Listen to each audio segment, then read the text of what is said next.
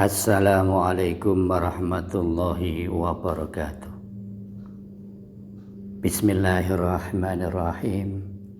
Alhamdulillahilladzi arsala rasulahu rahmatan lil alamin. Asyhadu an la ilaha illallah wahdahu la syarikalah al-malikul haqqul mubin. Wa asyhadu anna Muhammadan abduhu wa rasuluhu shadiqul wa'dil amin. Allahumma salli ala sayyidina Muhammadin wa ala alihi wa sahbihi asma'in amma ba'd.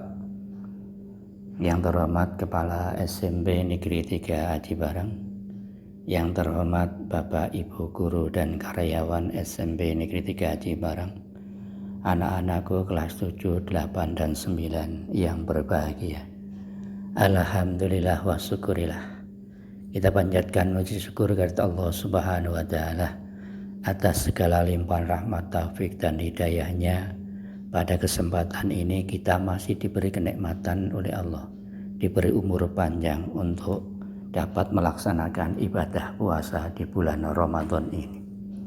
Sholawat dan salam semoga terlimpahkan pada beliau agung Nabi Muhammad Sallallahu Alaihi Wasallam, yang telah menunjukkan kita semua menuju jalan yang diridhoi oleh Allah, sebagai suri teladan kita di dalam menggapai kebahagiaan hidup dunia dan akhirat, dan tentunya yang kita tunggu syafaatnya di akhirat nanti. Pada kesempatan kali ini saya akan menyampaikan 3 amalan baik. Bumi yang kita tempati adalah planet yang selalu berputar. Ada siang dan ada malam. Roda kehidupan dunia juga tidak pernah berhenti. Kadang naik, kadang turun. Ada suka, ada duka. Ada senyum, ada tangis. Kadang kala dipuji, tapi pada suatu saat kita dicaci. Jangan harapkan ada keabadian perjalanan hidup. Oleh sebab itu, agar tidak terombang-ambing dan tetap tegar dalam menghadapi segala kemungkinan tantangan hidup, kita harus memiliki pegangan dan amalan dalam hidup. 3 amalan baik tersebut adalah istiqomah, istikharah, dan istighfar. Yang pertama adalah istiqomah, yaitu kokoh dalam akidah dan konsisten dalam beribadah. Begitu pentingnya istiqomah ini sampai Nabi Muhammad SAW berpesan kepada seseorang seperti dalam hadis berikut, yang artinya, dari Abi Sufyan bin Abdullah radhiyallahu anhu berkata, "Aku telah berkata, wahai Rasulullah, katakanlah kepadaku pesan dalam Islam, sehingga aku tidak perlu bertanya kepada orang lain selain engkau." Nabi menjawab, "Katakanlah, aku telah beriman kepada Allah, kemudian beristiqomahlah." Hadis riwayat Muslim. Orang yang istiqomah selalu kokoh dalam akidah dan tidak goyang keimanan bersama dalam tantangan hidup. Sekalipun dihadapkan pada persoalan hidup, ibadah tidak ikut redup. Kantong kering atau tebal, tetap memperhatikan haram halal.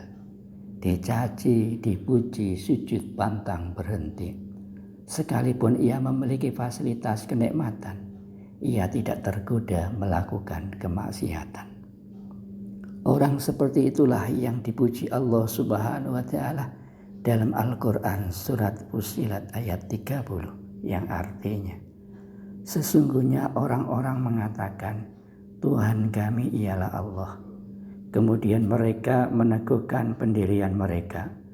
Maka malaikat akan turun kepada mereka dengan mengatakan, janganlah kamu merasa takut dan janganlah kamu merasa sedih, dan bergembiralah dengan surga yang telah dijanjikan Allah kepadamu.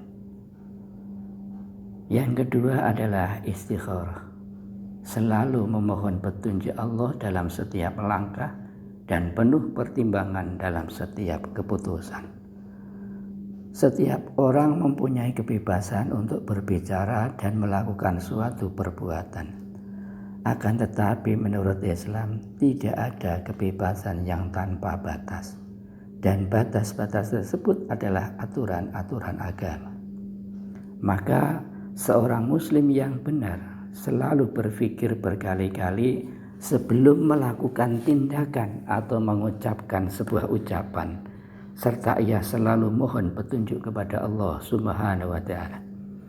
Nabi Muhammad sallallahu alaihi wasallam pernah bersabda, "Man kana yu'minu billahi wal yaumil akhir falyakul khairan aw liyasmut."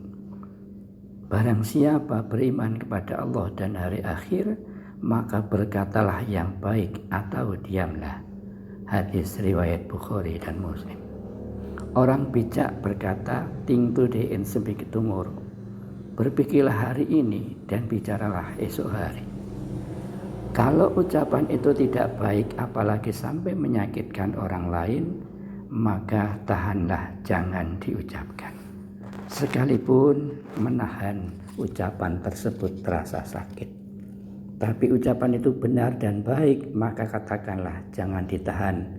Sebab lidah kita menjadi lemas untuk bisa meneriakkan kebenaran dan keadilan serta menegakkan amal ma'ruf nahi mungkar.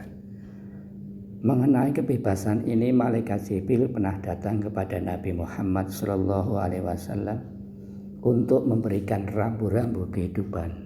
Beliau bersabda, "Atani Jibrilul faqala ya Muhammad dan isma' sita fa innaka mayyitun wa ahbib ma sita fa innaka mufarriqun wa amal ma sita fa innaka musiyun bih." Jibril telah datang kepadaku dan berkata, "Hai Muhammad, hiduplah sesukamu, tapi sesungguhnya engkau suatu saat akan mati. Cintailah apa yang engkau sukai, tapi engkau suatu saat pasti berpisah juga. Dan lakukanlah apa yang engkau inginkan, sesungguhnya semua itu ada balasannya." Sabda Nabi Muhammad SAW ini semakin penting untuk diresapi. Ketika akhir-akhir ini dengan dalih kebebasan banyak orang berbicara tanpa logika dan data yang benar dan bertindak sekendaknya tanpa mengindahkan etika agama. Kita memasyaratkan istikharah dalam segala langkah kita agar kita benar-benar bertindak secara benar dan tidak menimbulkan kekecewaan di kemudian hari. Sehingga apabila kita mempunyai beberapa masalah, dan masalah itu baik semua, kita meminta kepada Allah Subhanahu wa taala untuk ditunjukkan hal terbaik dari yang baik, maka kita lakukan dengan cara sholat istikharah. Yang ketiga, istighfar, yaitu selalu introspeksi diri dan mohon ampunan kepada Allah Subhanahu wa taala. Setiap orang pernah melakukan kesalahan baik sebagai individu maupun kesalahan sebagai sebuah bangsa. Setiap kesalahan dan dosa itu sebenarnya penyakit yang merusak kehidupan kita. Oleh karena itu harus diobati. Tidak sedikit persoalan besar yang kita hadapi akhir-akhir ini yang diakibatkan kesalahan kita sendiri.